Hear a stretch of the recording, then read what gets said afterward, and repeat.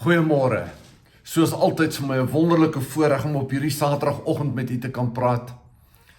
Dis vandag 18 Julie 2026 en ek wil graag vir jou die volgende vraag vra en ek praat eers met myself. Vloek jy en ek ook? Nou weet ek daar's baie mense wat sal sê nee man, ek vloek glad nie, ek gebruik nie daai verkeerde taal nie. Kom ons kyk wat sê Efesiërs 4:29.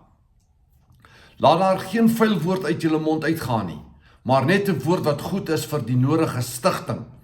En as ons kyk wat sê die verklarende woordeboek oor stigting, dan beteken dit 'n godsdienstige stemming. Met ander woorde, dan moet, wil ek sê, 'n heilige woord uitgaan om iets wat goddelik is, daardie stemming teweeg te bring. Jy sien, liewe mens, daar is so baie mense wat, ons hoor almal van die frieken ding of die flippen ding. Ons weet wat jy eintlik bedoel. Hoekom praat ons nie dan nou maar die waarheid nie en noem dit by die naam nie? Ek en jy is nie veronderstel om negatief te praat of lelik te praat nie, te vloek nie. Kolossense 4:6 sê vir ons, laat julle woord altyd aangenaam wees, altyd aangenaam wees, met sout besprinkel, want die oomblik as dit nie met sout besprinkel is nie, sal dit laf wees, by wyse van spreuke.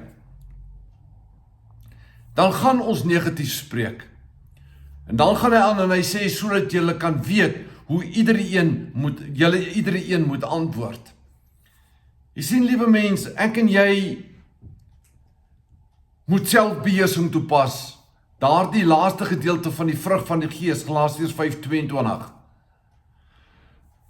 Wanneer ons praat, moet ons met voorbedagte rade praat, bedoelende dat ons moet 2 keer dink voordat ons praat. Ons moet nie vloek nie, ons moet nie inteendeel, die woord sê baie duidelik, ons moet nie negatief praat nie. Romeine 12:14, wat sê, seën en moenie vervloek nie.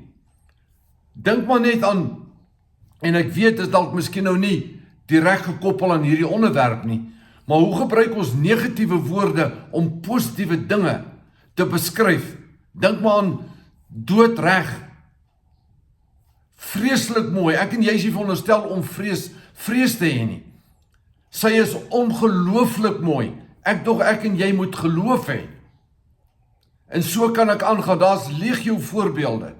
Liewe mens, vloek jy en ek ook of dink ons 2 keer, 2 Korintiërs 10:5.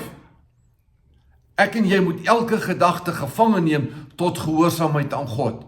Voordat ons praat, moet ons dink en weer dink, voordat ons enige woorde uiter, en dalk net miskien 'n vuil woord uit ons mond uit laat glip, of dit dalk met voorbedagte rade doen. Dit bly maar jou keuse en my keuse. Maar ek en jy is nie veronderstel om te vloek nie. Dit is 'n Bybelse waarheid en ek en jy kan dit keer. Ek en jy kan volgens die Bybelse standaard leef, want hy sê in 1 Johannes 5:3, my gebooie is nie swaar nie. Ek en jy kan. Dit bly net jou en my persoonlike keuse. Baie dankie dat jy vandag na my geluister het. Shalom.